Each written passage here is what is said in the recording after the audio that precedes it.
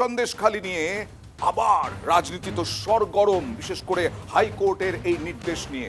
আর রাজনীতি সরগরম কিরকম ভাবে তা দেখাবো, আর আমাদের স্টুডিও সব সরগরম হবে। কিন্তু একদিকে আমাদের এই জনতার দরবারের ফরম্যাট হচ্ছে আমার গুরুত্বপূর্ণ অবস্থান নয়, গুরুত্বপূর্ণ অবস্থান কার? জনতার। এই জনতাকে প্রশ্ন, প্রথম জনতার প্রশ্ন আমরা নেব। কার উদ্দেশ্যে প্রশ্ন? সেই প্রশ্ন নেব, জনতার প্রশ্ন প্রথম। আমার প্রশ্ন তৃণমূলকে, অর্থাৎ প্রদীপ্ত মুখোপাধ্যায়। হ্যাঁ, সন্দেশখালি নিয়ে আদালতের যে নির্দেশ তা নিয়ে কি আপনারা চিন্তিত? আমরা একদম চিন্তিত নই, তবে আমাদের কতগুলো অনুমান যেটা জনসমক্ষে এসেছিল সেই অনুমানগুলো খুব সুন্দরভাবে মিলে যাচ্ছে। দেখুন, অভিজিৎ গাঙ্গুলি বলে এক ব্যক্তি আছেন বিজেপির নেতা, তিনি বলে দিয়েছিলেন যে এই ব্যাপারটা পুরোপুরি সিবিআই এর অধীনে থাকা উচিত। হয়েছে, অসুবিধা কিছু নেই। আবার আমরা দেখেছি যে 59,000 যে চাকরি হয়েছে প্রাইমারিতে, তার নাকি কিছু ডকুমেন্ট হারিয়ে গেছে। সেই ডকুমেন্ট কেন হারিয়েছে সিবিআই কে দারুণভাবে বলা হয়েছে।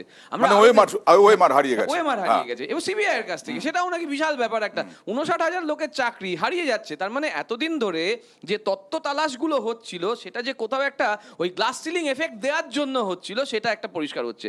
আরো একটা উদাহরণ দেওয়া যায় এক্ষেত্রে, যে সিবিআই বা ইডি 2013 সাল থেকে সারদার একটা মামলা করছে, হাজার হাজার মানুষের টাকা ওখানে নাকি মারা গিয়েছে।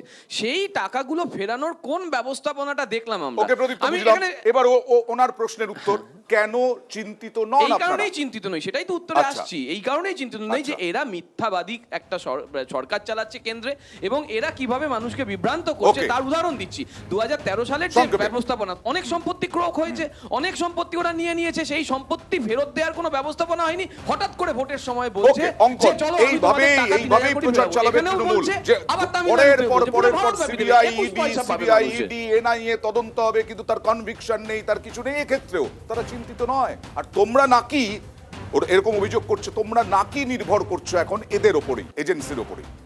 আচ্ছা, এই এজেন্সিকে তো কেন্দ্রীয় তদন্তকারী কোনো সংস্থাকেই তো পশ্চিমবঙ্গের বুকে আসতে হতো না, যদি আজকে যে রাজ্যের তদন্তকারী সংস্থা, রাজ্যের যে আইন বিভাগ রয়েছে, রাজ্যের যে পুলিশ রয়েছে, তারা তদন্তে এগিয়ে আসতো। এটা রাজ্যের সরকার, রাজ্যের পুলিশ হাইকোর্টে দাঁড়িয়ে বলেছে যে শেখ শাহজাহানের বিরুদ্ধে 43টা এফআইআর ছিল। সেই 43টা এফআইআর সিবিআই এর কনভিকশন রেট খুব খারাপ। পশ্চিমবঙ্গ পুলিশ 43টা এফআইআর এর ভিত্তিতে একটা কনভিকশন করেনি। এখন তো বলছে গ্রেফতার করেছে রাজ্যই। কবে করলো? এটা সেই শিব ঠাকুর মন্ডলের কেসটা মনে আছে? অনুব্রত মন্ডলকে লুকিয়ে রাখতে হবে।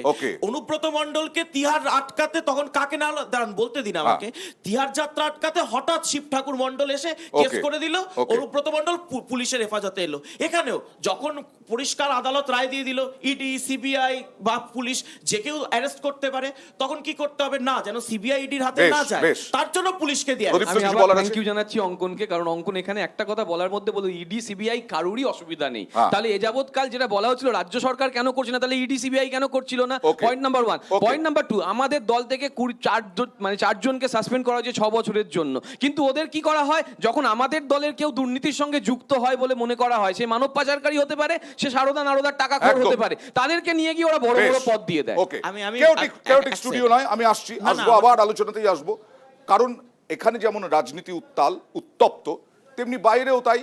আজকে এই সন্দেশখালির সিবিআই তদন্ত, সবটা নিয়ে যে সিবিআই তদন্তের নির্দেশ, রাজনৈতিক তরজা তুঙ্গে। দেখুন।